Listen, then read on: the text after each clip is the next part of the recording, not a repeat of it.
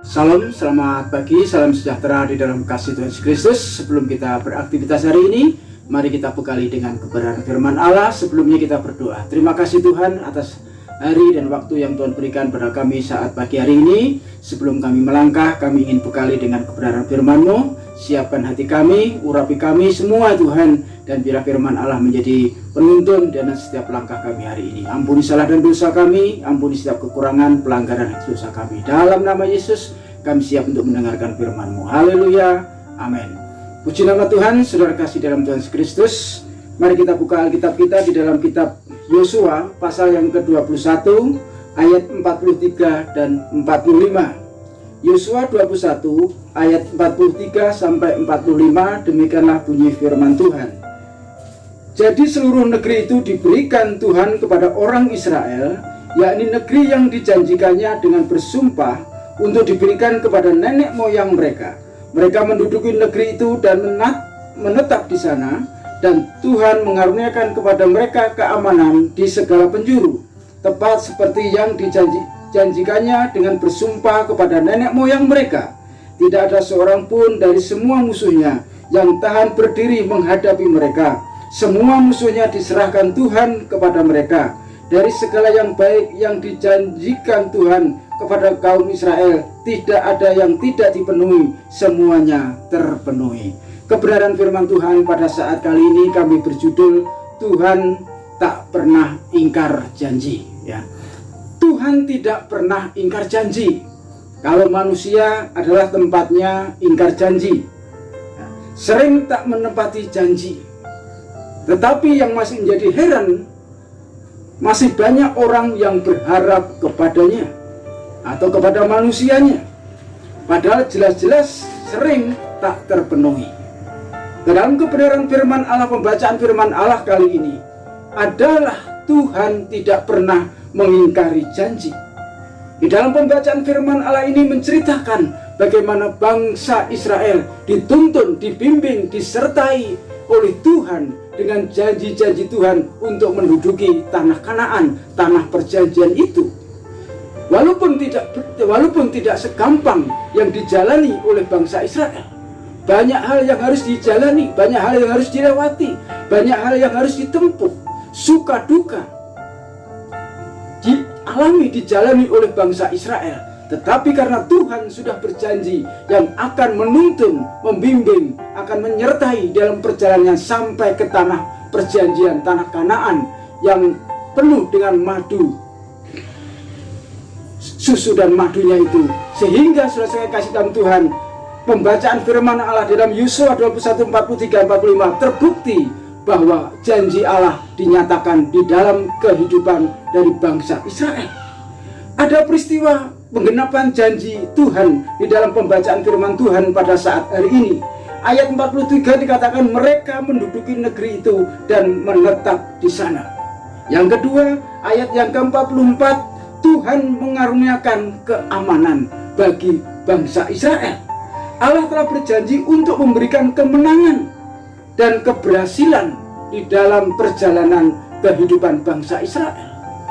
Peristiwa yang ketiga dalam ayat yang ke-45, semuanya terpenuhi, semuanya dibuktikan oleh Tuhan. Jadi janji Tuhan adalah ya dan amin. Tuhan kalau berjanji tidak pernah berdusta. Berbeda dengan manusia seperti saya dan saudara, sering berdusta, sering tidak pernah menepati janji. Tetapi firman Allah, Tuhan tidak mengingkari janji, terbukti di dalam Yosua pasal yang ke-21 ini. Bangsa Israel mengalami yang namanya kemenangan. Saudara kasih dalam Tuhan Yesus Kristus, menerima janji Tuhan terkadang disalahartikan dengan duduk santai atau duduk diam sambil mengadahkan tangan saja. Dalam pembacaan firman kali ini, untuk menerima janji Allah itu tidak semena-mena Allah langsung memberi, tidak. Kita secara pasif tidak seperti itu, tetapi Tuhan menginginkan kita secara aktif supaya janji Allah itu terjadi, digenapi di dalam setiap kehidupan saya dan saudara.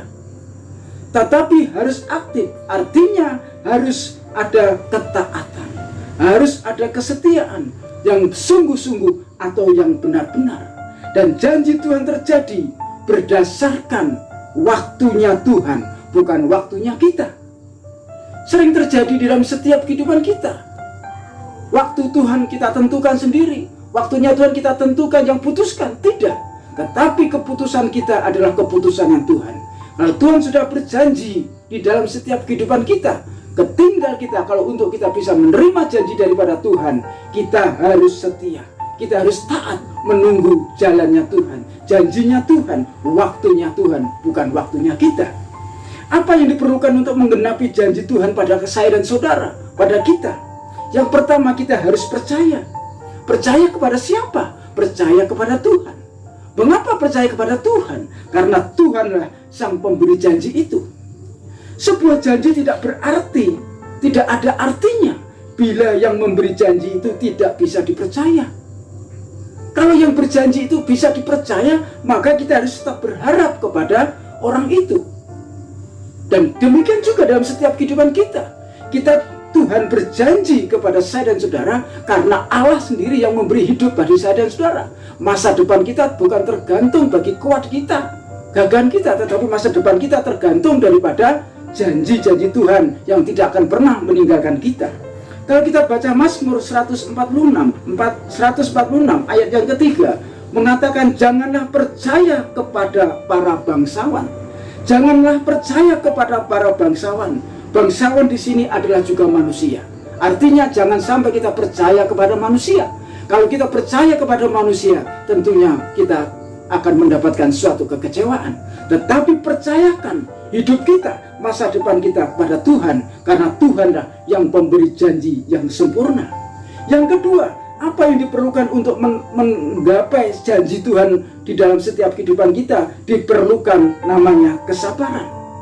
Kalau Amsal 16 ayat yang ke-32 dikatakan bahwa orang sabar itu melebihi pahlawan.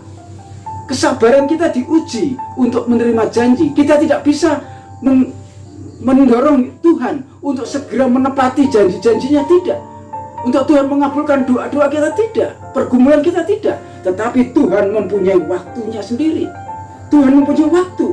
Kalau kita baca di dalam Ibrani pasal yang ke-6 ayat yang ke-15, di situ dikatakan Abraham menanti dengan sabar, dan dengan demikian ia memperoleh apa yang dijanjikan kepadanya.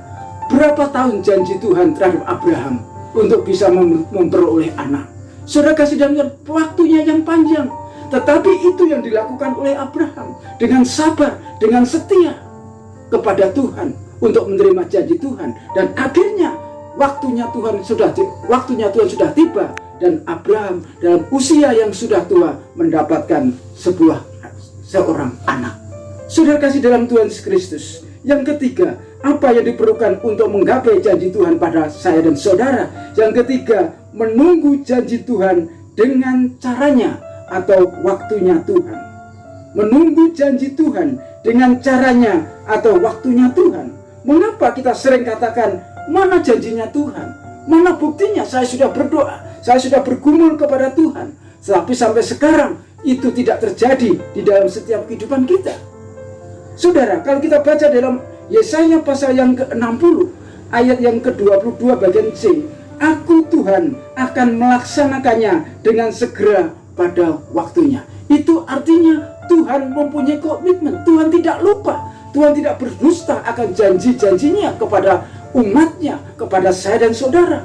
Nanti kalau tepat pada waktunya, Tuhan akan segera menolong bagi saya dan saudara. Oleh sebab itu, saudara kasih dalam Tuhan Yesus Kristus, kalau sampai saat ini janji Tuhan belum kita alami, janji Tuhan belum kita dapat, saudara, yang diperlukan di dalam setiap kehidupan kita ada tiga, yaitu ya, tidak, dan tunggu. Itu jawaban daripada Tuhan. Ya, tidak, dan tunggu. Itu yang harus kita responi, itu yang harus kita laksanakan. Kenapa kita laksanakan ya, tidak, dan tunggu? Dengan ketaatan dan kesetiaan, dengan kesabaran itu sendiri. Saudara kasih dalam Tuhan Yesus Kristus, Tuhan tidak pernah ingkar janji. Tuhan tidak pernah berdusta akan janjinya. Asal kita mau tetap taat, asal kita mau tetap setia, asal kita mau dengar-dengaran akan firman-Nya. Seperti bangsa Israel boleh menikmati tanah Kanaan, boleh menikmati susu dan madunya, tanah perjanjian itu. bukan hal yang gampang, memerlukan proses yang panjang. Oleh sebab itu saudara kasih dalam Tuhan Yesus Kristus, saat hari ini sebelum kita melangkah untuk menerima janji daripada Tuhan, lakukan 3 hal. Kita harus percaya. Yang kedua, kita membutuhkan kesabaran. Yang ketiga, terima janji Tuhan dengan cara dan waktunya Tuhan.